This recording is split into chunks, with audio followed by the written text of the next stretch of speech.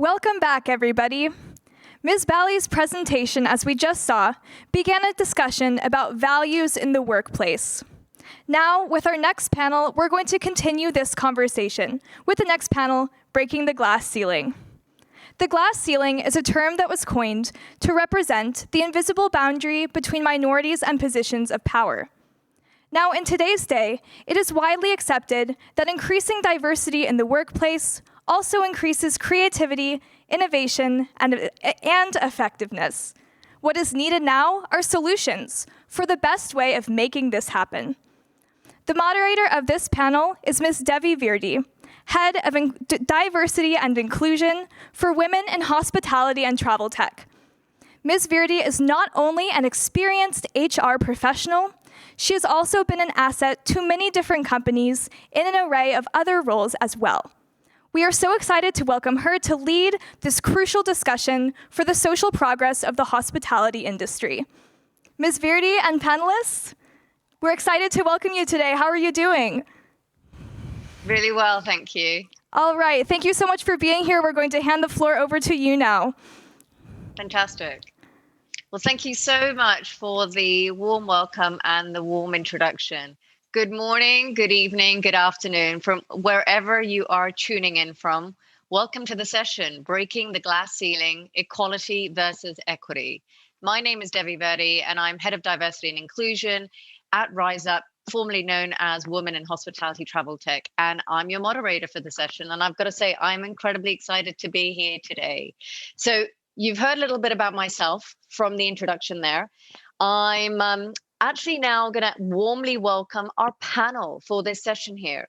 So kicking off, we have Malaika Myers, who is Chief Human Resource Officer for Hyatt International. We have Sindy Tsui, who is Group HR Director for Peninsula. We have Siobhan Thomas, who is Global Talent Director and D&I for IHG. And finally, we have Beks and Ndlovu from Group CEO at African Bush Camps. Welcome, welcome, everyone. So really to kick off this session, we are going to explore a key topic the world is facing, right? And it's something that I'm incredibly passionate about. So I've been in the sector for now over 22 years. And in the past 8 years or so, supporting building out D&I programs and strategies across various markets. Now, there is a real common misconception, right, that I see when we talk about equity versus equality.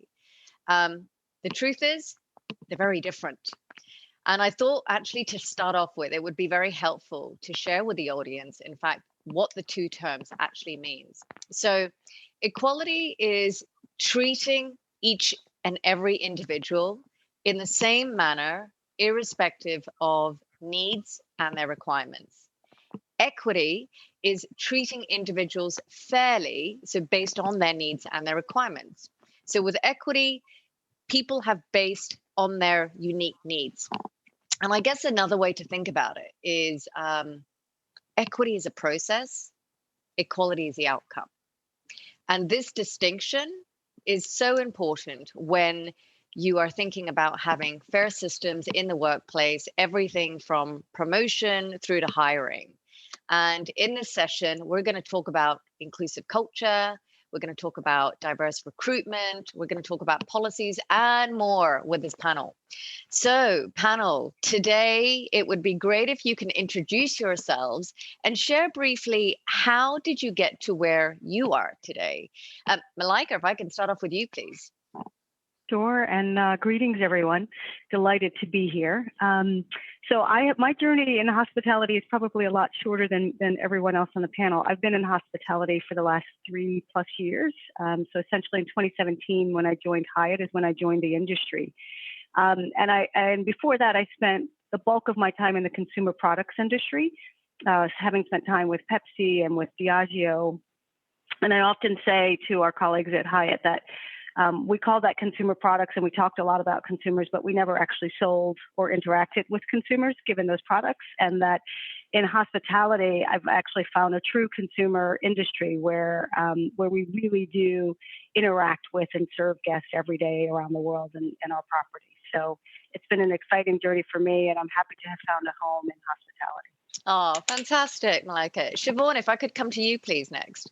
Absolutely. Again, delighted to be here amongst such a diverse panel. So thank you so much. I think you would describe my route to where I am today as very much unconventional. And what I mean by that is there was never a clear trajectory from A to Z in terms of A, ending up in hospitality, or B, operating as you say there, Devi, as Global Director of Talent Acquisition and D&I at IHG. In fact, I started my career behind the scenes in recruitment, very much focused on the system perspective. And it wasn't until I started my career at Sky or Credit Suisse, that many of the attendees will know today, that I started marrying or joining up both the recruitment systems and the processes.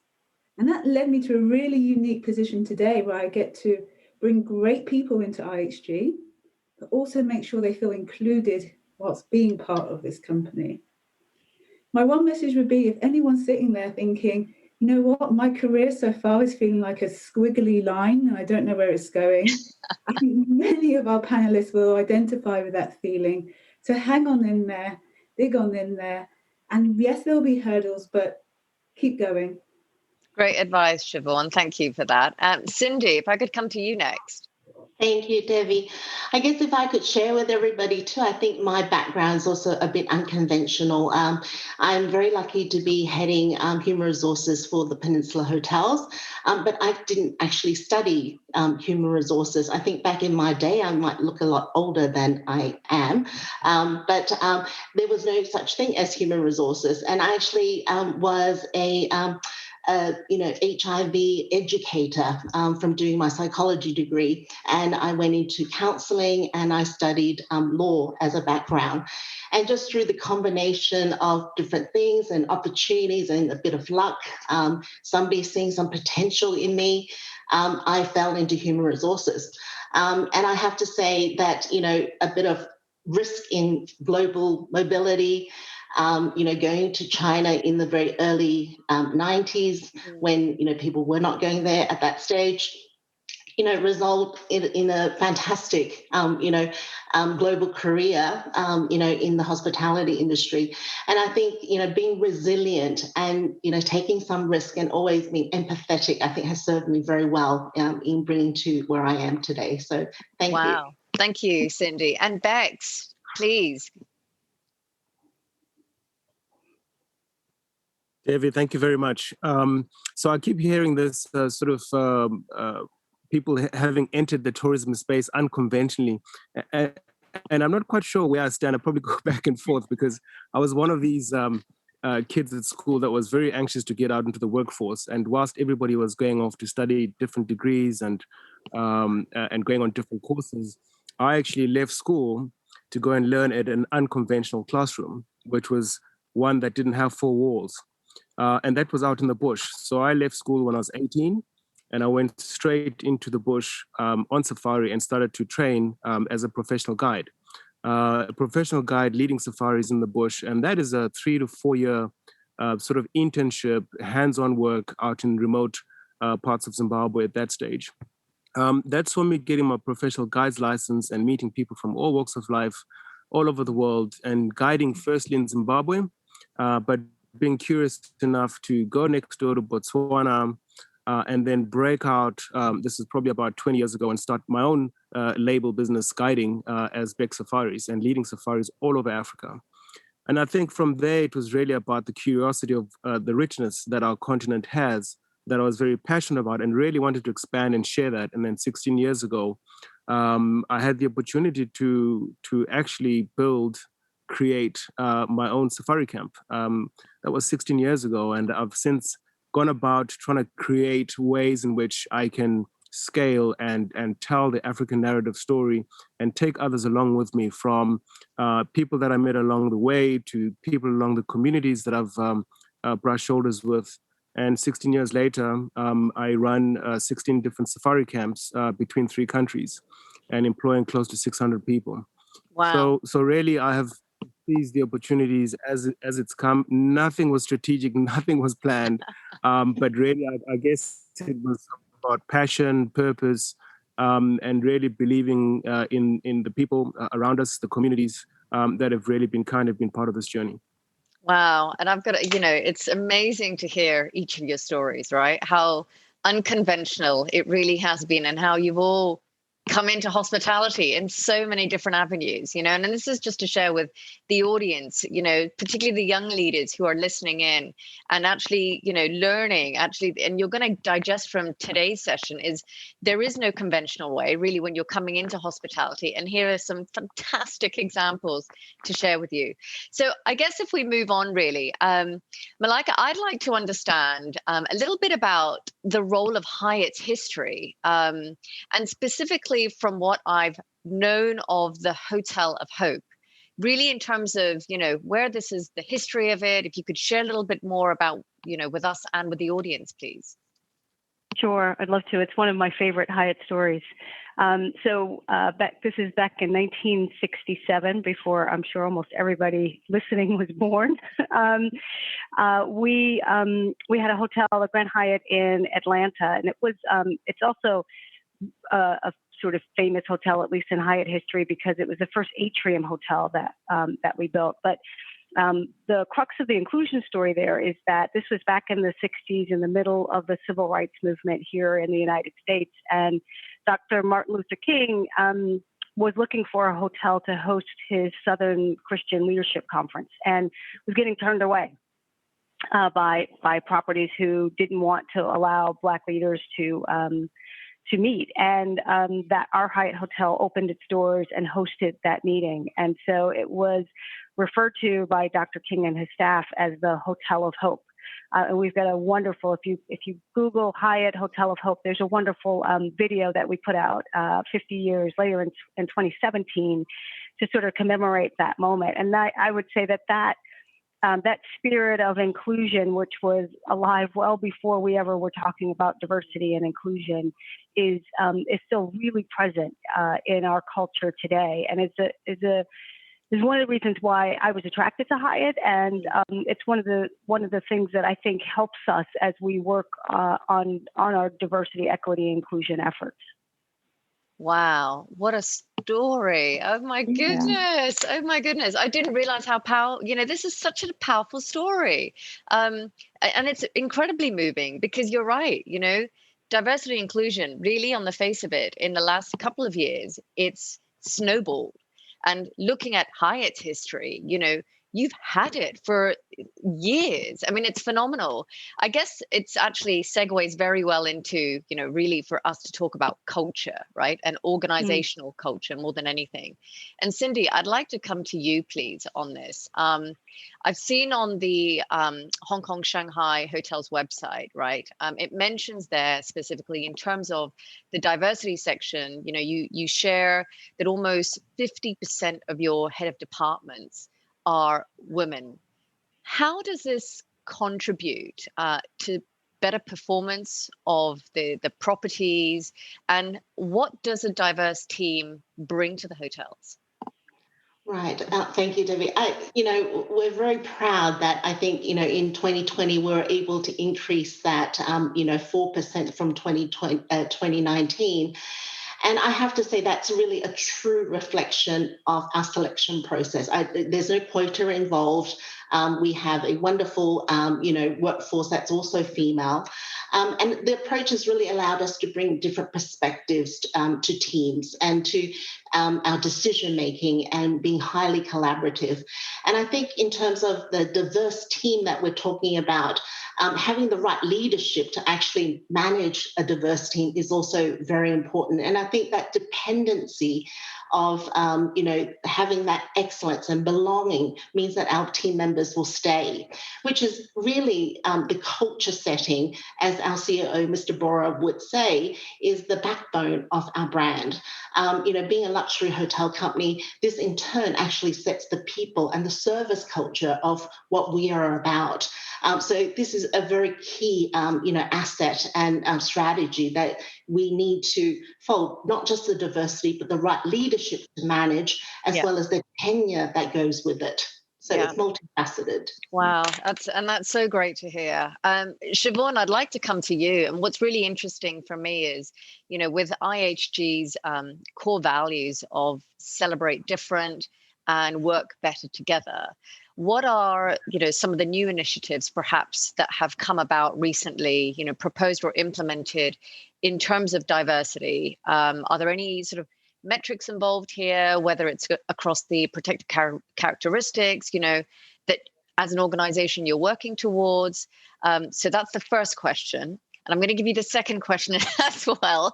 And the second question is, recently, and it's a great accolade, IHG has received, the best global employer status 3 years in a row by Aon, and it's a fantastic achievement. How do you think this was achieved, and what separates IHG's work environment to other major chains? Look, first and foremost, in reference to the first question, thank you, Debbie. Yes, we have a new initiative based on our core values, almost expanding and evolving our core values. Some of you may have come across it, called Journey to Tomorrow, which is all about driving change for people, communities, and the planet. Almost strengthening, underpinning that doing the right thing sentiment. And under that people pillar sits our vision to drive or champion a diverse culture where everyone can thrive. And what that really means is, for us on our journey, achieving gender balance, increasing senior leadership across underrepresented groups, and more that broader sense of inclusion. So really having our colleagues have a strong sense of belonging, bringing your true self to work. Now, for us, this wouldn't be a journey without having some checks and balances in place. So when you talk about measurements, absolutely. Let's take creating a culture of inclusion across our organisation. That's great and very well said. But for us, we want to measure that sense of inclusion as well. So this year, for example, we'll be putting into place an inclusion index. That's what it says on the tin, which will survey our colleagues around how included do they feel as part of our organisation. Now, that also relates into your second question around how do we achieve that best employer status? I mean, first and foremost, it definitely takes a team effort. I mean, the full, ebbs and flows of IHG. But one thing we do a lot of as an organisation is listening to our employees. And what we release into our colleagues is a colleague heartbeat survey. So it's really a temperature check on how engaged our colleagues are feeling within our organisation. And that's at all levels, how the colleague feels, how they perceive their line manager, how they perceive the senior leadership, and then the organisation as a whole. And for me as a line manager, that's really useful, because what that does is not fester any issues amongst our employees. It gives me a chance and empowers me to have those courageous conversations with my team around, if it's career progression that's come up as a space where we have an opportunity to grow, I can have that conversation and correct those issues before people become unhappy in our organisation. Wow, so that's secret. But hopefully that's insightful as to why our culture is really moving in the right direction, but still very much a journey for us. Yeah, I think that's great. I definitely, from what I've heard from Malaika, Sindy, and even yourself, right? This whole piece about listening, learning, and then taking action is fundamental when you're doing this work. Beks, I'd like to ask you, could you kindly explain how you empower locals through your sort of non-governmental organization with the African Bush Camps Foundation?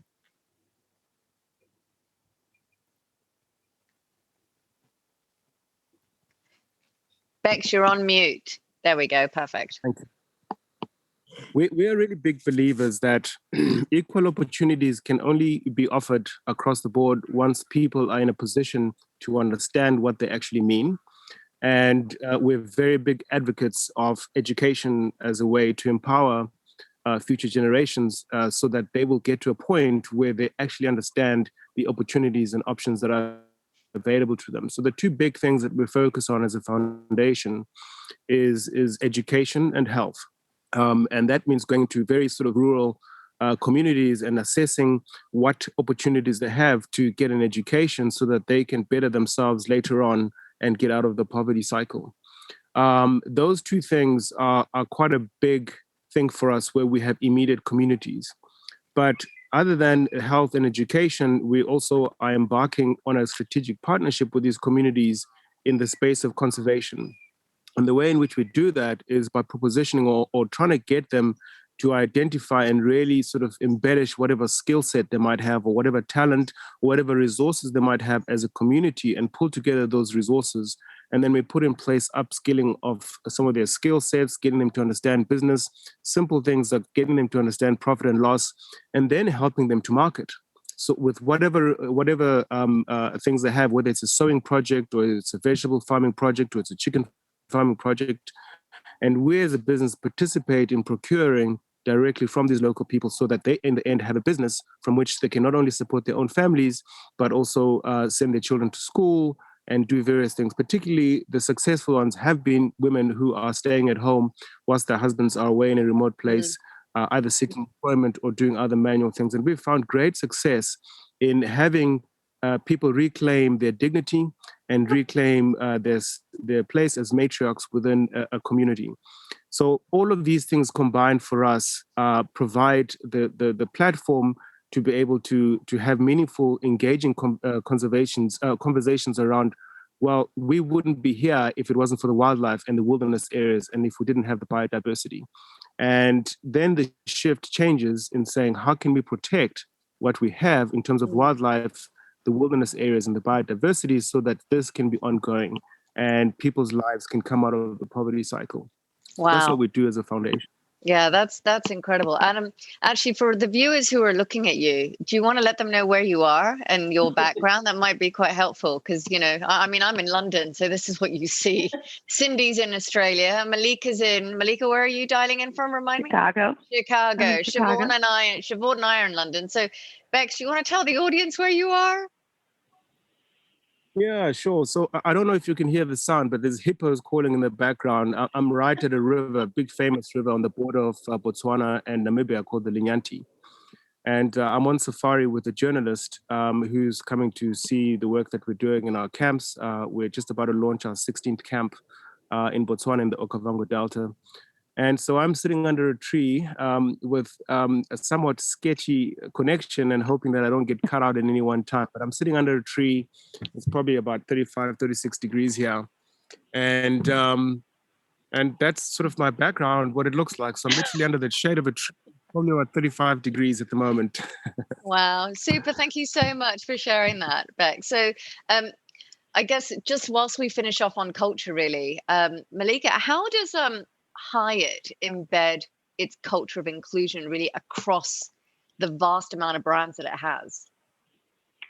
Yeah, it's a good question because I don't think we think about it that way. So we don't think about it as in any way being brand specific. We have a purpose as an organization that really guides so much of what we do, including our work around diversity, equity, inclusion. And our purpose is to care for people so they can be their best. And that really is the glue that across brands, across locations, that's really what holds us, brings us all together, gives us a single purpose. And so for us, our work around diversity is really rooted in our purpose, right? You can't care for people so they can be their best without including them, without helping them feel like they belong, whether that's guests or other colleagues. So we work to embed that through our purpose and then specifically through some of the work that we do around DE&I. Wow. Yeah, that's really great. The purpose of care, right? And it's sort of, yeah, lovely. Thank you so much for sharing that. Beks, I'm going to come back to you whilst we've still got you there. Looking at from a, when you're bringing on board, right, candidates, individuals, guides, trackers, for instance, and as well as your management, your properties, what do you look for in those candidates, those individuals?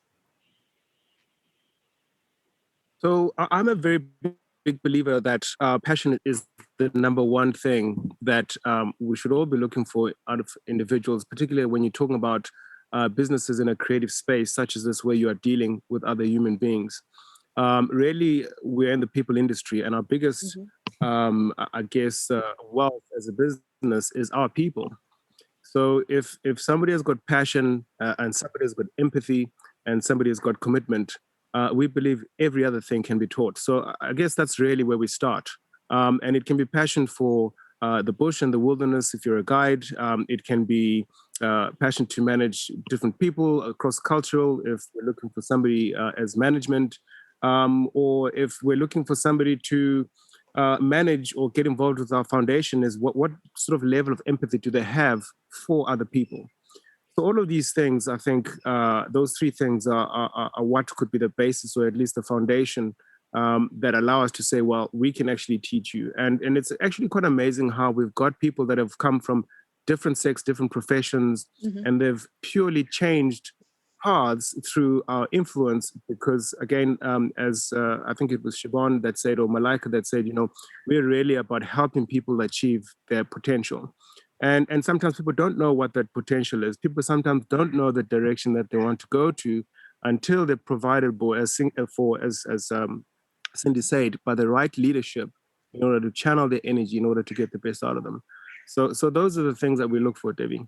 Yeah, fantastic. And that's so, it's particularly in the climate now, right? Where last year has been such a year as an industry sector. Hospitality has really suffered. And, there are a lot of individuals out there reskilling or looking at, new avenues or new opportunities. So actually this message that you're sharing, Beks, is so valuable. Malaika, can you explain why Hyatt has chosen to utilize the term colleagues for its workforce? I'm really curious about this. Yeah, I asked the same question when I joined because it strikes you when you hear it, and the story I'm told is that, and I think this goes back to when we I don't say created our purpose, because I think articulated our purpose is the way I like to think about it, because I think that purpose is rooted in the history of the company. But this goes now back probably 7, 8 years ago, at least. And the team was trying to figure out sort of, okay, are we partners? Are we co-employees? Are we co-workers? And the word colleague really means to work with, work alongside. And that seemed to really articulate, our culture and how we think about each other. And there's also there's a closer bond inherent in that word, and that really reflects our culture. We often talk about ourselves as the Hyatt family, and I can tell you, as someone who didn't grow up in this industry and who came and has worked for a number of really terrific companies, that this really does feel like a family.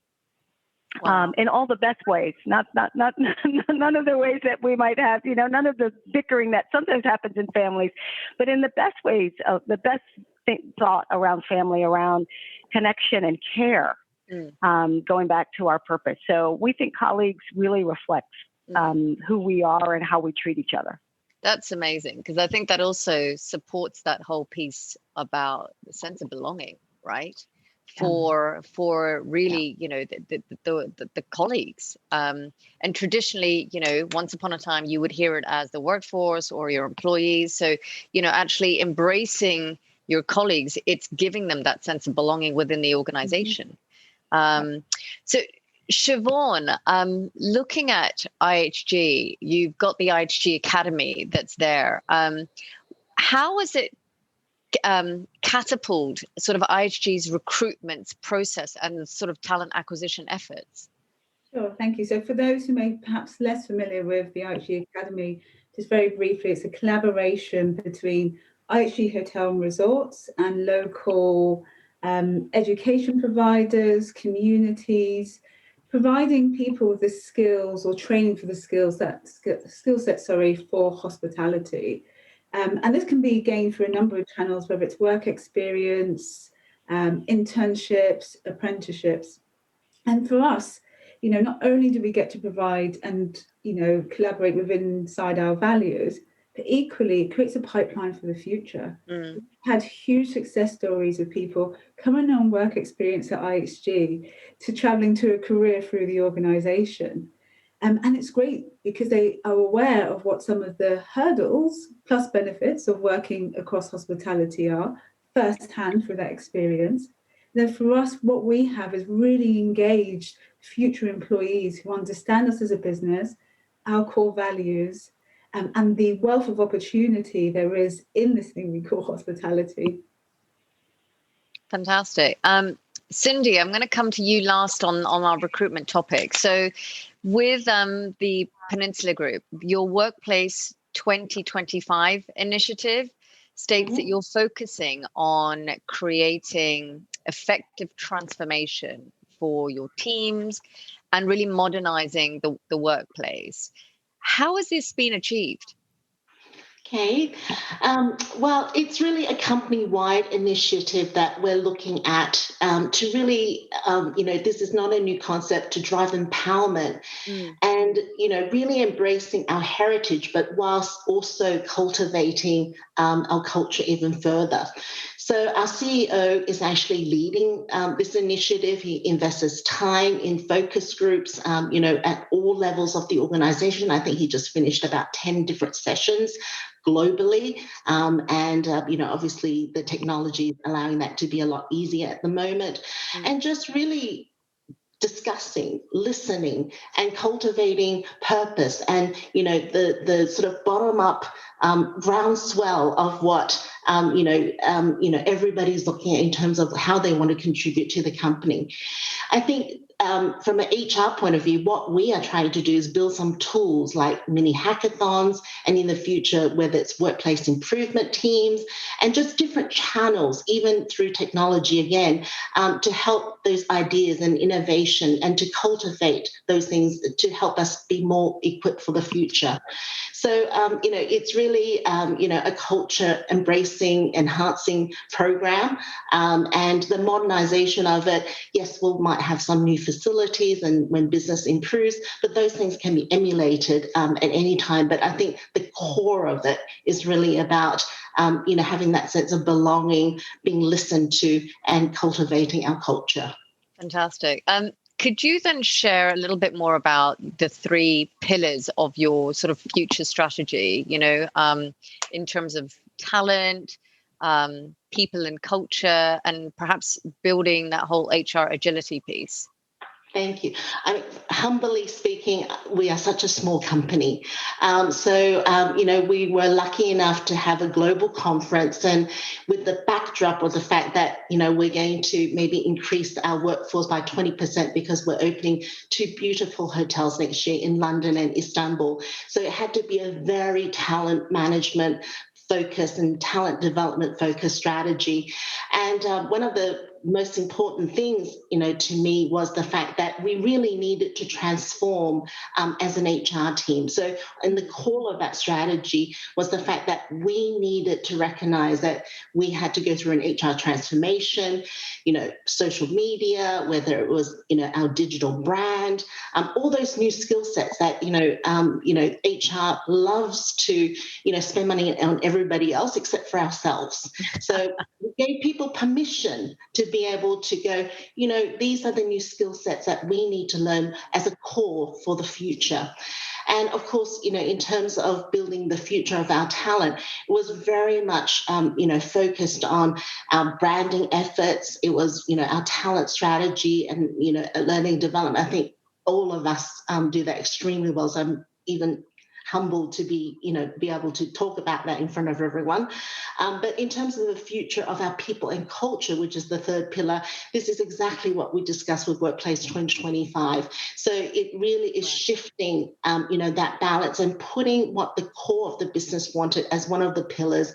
And those were effective, engagement strategies, promoting mental wellness, and also ensuring that, we were going to create projects that was going to be meaningful and purposeful for our employees. So those are the 3 pillars that we're working towards. But of course, we've had a bit of a intervention with obviously all the things that have happened with COVID. And, we are working slowly through those, but it doesn't, we're still got that end goal in mind. Fantastic. Well, thank you so much for sharing the sort of, future strategy there. So we're going to move on to really looking at policies. And Beks, I'm going to come to you first and foremost, just to kick it off. Now, can you perhaps share, I know you talk about sort of a lack of diversity when it's in reference to both travelers and the industry itself. What initiatives are you, pivoting to effectively, I wouldn't call it shatter the glass ceiling, I'd call it break the glass ceiling, right, on the African continent? What can you share with us here today? Thank you, Devi. I think a lot of it has been where we've made mistakes in the past is, I like to believe that we're in the business of storytelling. And the narrative that we've used in the past, if you look at our marketing material, traditionally the tourism industry sort of brings out a very set sect of typical clientele. And I think if that's the narrative and that's the story that we're telling, then that is exactly the kind of clientele that we'll be associated with, that we basically are going to target. And certainly, there's been major efforts in the last 12 to 24 months in making sure that we portray a complete diverse kind of clientele that comes to our camps, to the extent that we need people to identify with the kind of clients and the kind of travelers that are going to these places. So the way in which we tell our story has become very important, and we're making very considerable efforts and are being very mindful as to how we tell that story. But we're also being very mindful who tells the story internally.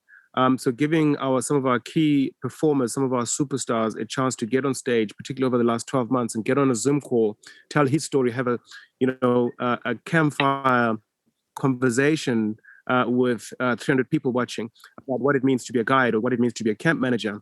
I think those kind of things are very empowering, first of all, for our own people, but also for other people out there, to the extent that that gives people some kind of relation where they can see themselves and imagine themselves in that position, whether it's a client or it's somebody who's aspiring to actually join the industry and become part of that industry. But other than that, we're having real sort of live conversations with people in the trade, people in the industry, our colleagues, and coming together and saying, how can we change this narrative even in the trade? How can we make sure that where can we find these people that can join us and understand that this has to be an inclusive industry, and it's been badly done by all of us, and we're all guilty of it.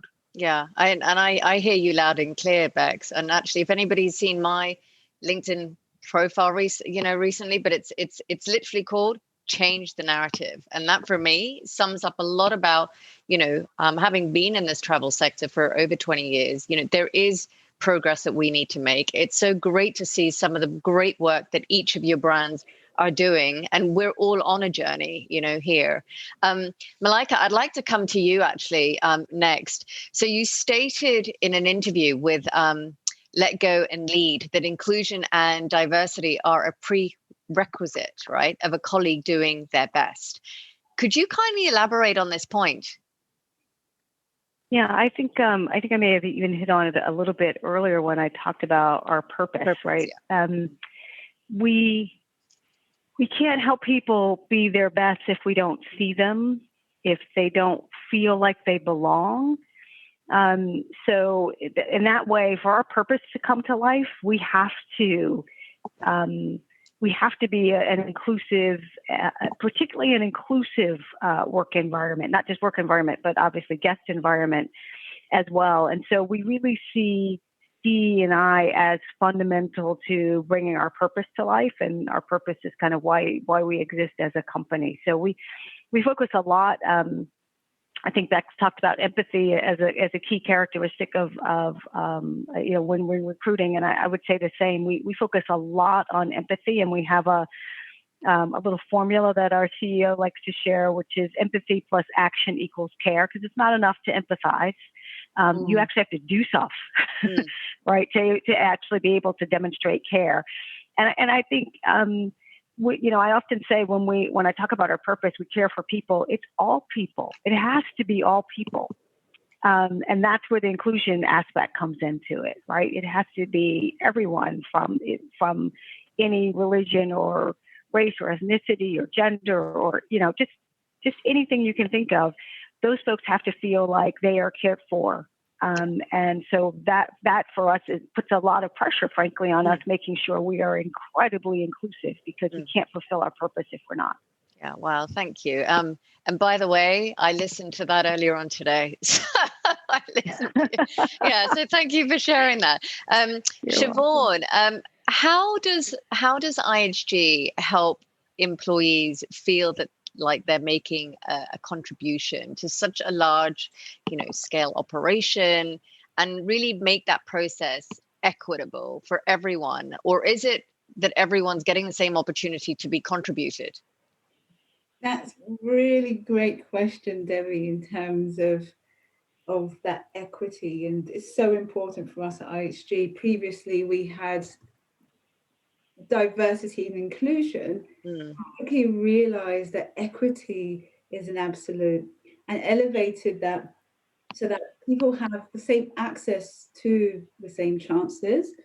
But us as an organization, if we're going to operate the way we do, as you say, on a large scale, that also we address any barriers to success.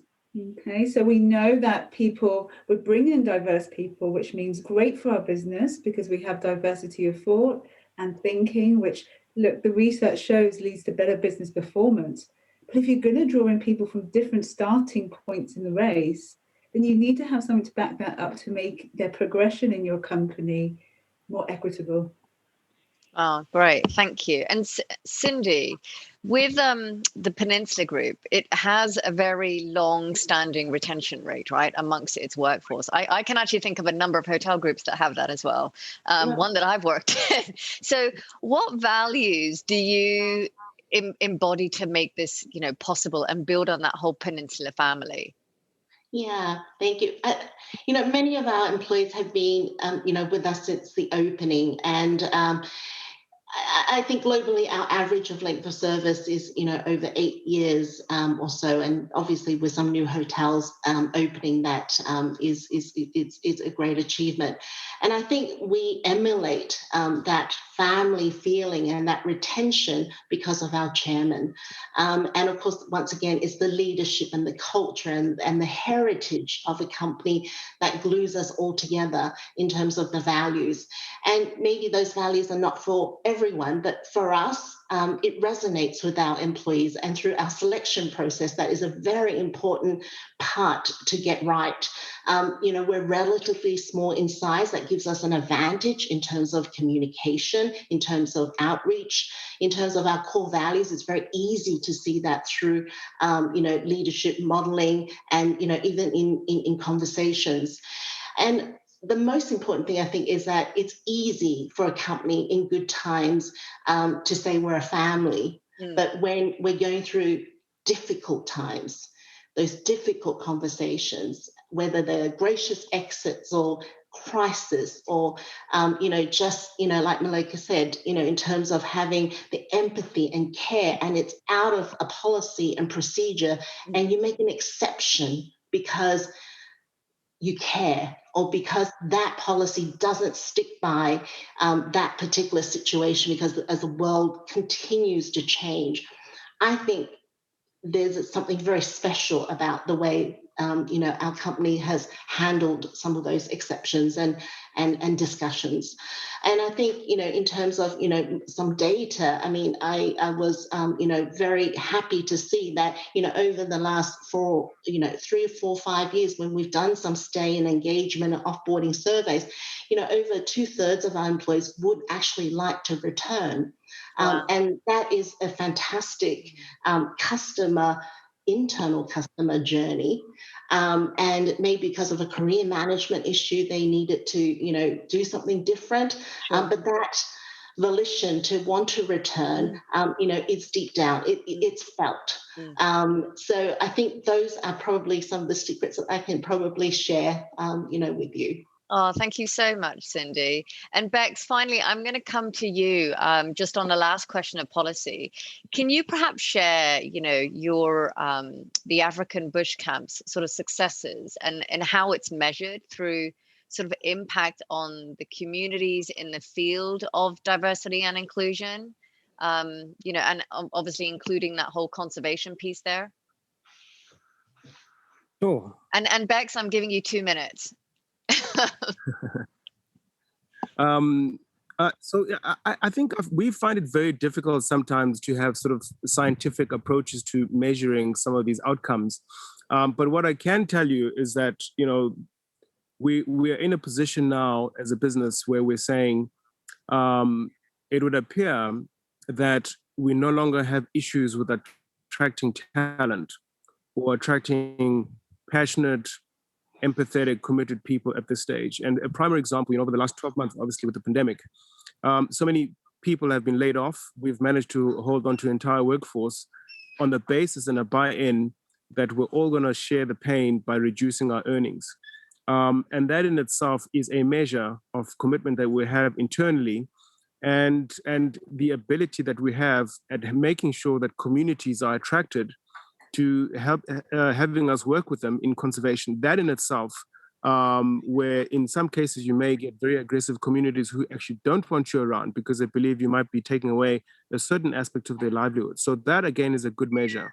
A diverse clientele starting to come through, and people in the trade and travel industry that you weren't doing business with that have heard us tell our story about our desire to be in this space. That in itself is a measure. And it's some of that I don't think will fully be successful today, but as somebody said earlier on, it is part of the journey to having this transformation in our industry and certainly in our business. Thank you, Beck. So we are about to, I need to start wrapping up in terms of time. So I'm going to do a fireside to each one of you. I'm giving you literally 60 seconds each. If you can perhaps share, what is most important within your organization from an equality or an equity piece, and actually any advice you'd like to share with, the young leaders who are attending this summit, right? Any sort of words of wisdom here. Malaika, if you want to kick it off. Yes.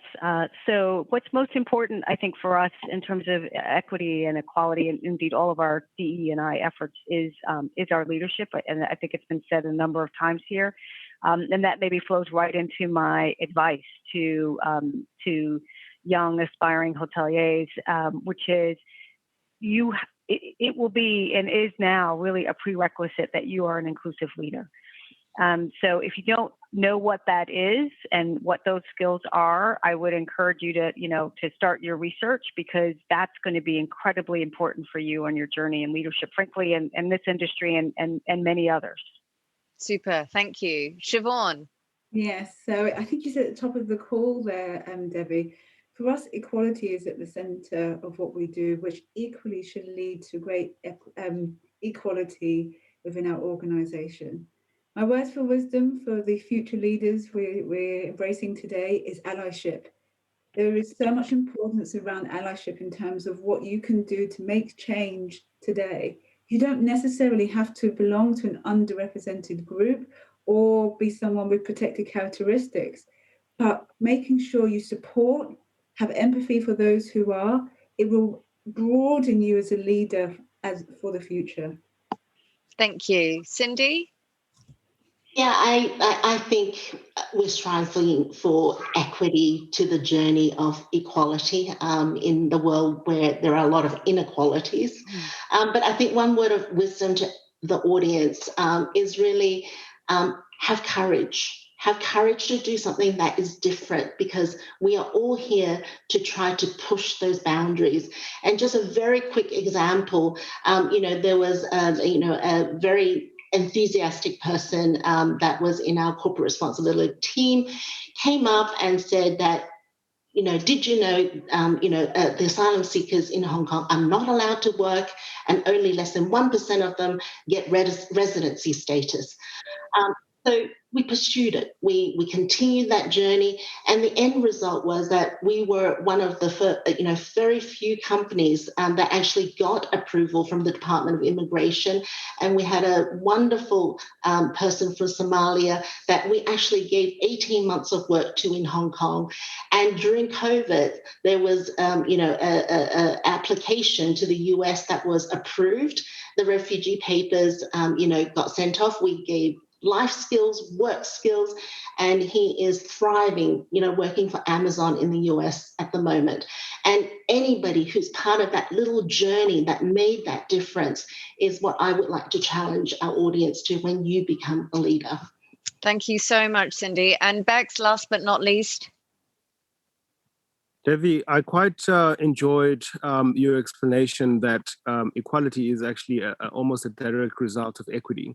And that really resonates with me. And certainly for us as an organization, not one is more important than the other. And what we've found is that one size does not fit all. Mm-hmm. We work in these remote locations in the middle of nowhere, and each of those communities have got a different background, different upbringing, different exposures, different predispositions of how they've been treated. There's a lot of a history that's embedded. So I think for us, where we've been very successful is really listening and talking to our people and understanding where they come from in order for us to throw our full weight behind equality and equity. And the last thing I would say is that I think the strength of us as an organization, and certainly for me as an individual, has always been the belief in the power of collaboration, and mentorship. I use the expression that there is so much school fees that has been advanced and paid in advance by other people who've been through the journey. Why pay school fees again when it's all been paid for you? Wow. Wow. Words of wisdom for everyone who's listening in and tuning in. So really just to, I guess for me to finish off and close off, it's been incredibly insightful hearing from each of you, and I'd say, well, I definitely acknowledge, and I think we'll openly, I would say that we all acknowledge that, and are proud of the progress that actually has been made within the hospitality sector, right? And it's phenomenal to see some of the great work that each of your organizations are doing. For me, it's about we need to continue and deepen that commitment, right? That doesn't stop. It is a continuous journey. We've got to see, the hospitality sector to thrive, and not only internally with our colleagues, our teams, but also with our customers, our communities, to build that sort of sustainable future. And to finish off, it's to rebuild and reimagine a more sustainable and equitable hospitality industry, racial equity, corporate diversity, gender equality, and its intersections must be on the top of the agenda. And it goes back to what most of you, actually all of you have said. It starts from the top. It starts with that leadership piece right across the organization. So with that, I'd like to thank each of the panel for their insights that you've all shared. Malaika, Sindy, Siobhan, Beks, thank you so much for your time over the last 50 minutes. I don't think we've got time for Q&As on that note. So I'm going to wrap it up here.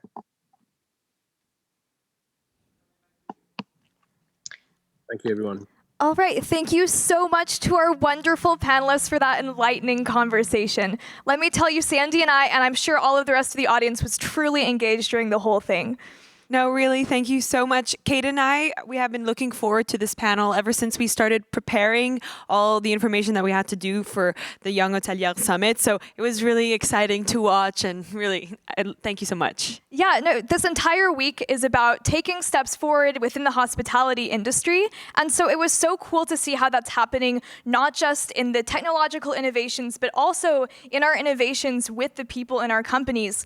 My biggest takeaway from the discussion was how much power the leaders have in the company beyond just picking the team to actually make a positive difference and influence in what is going on within the company culture, from whether that's influencing or from whether that's enforcing a robust company culture of care or influencing the clientele base with storytelling. We thought that was really cool and quite empowering for the future leaders of the hospitality industry. So thank you very much. Sandy, what was your favorite part?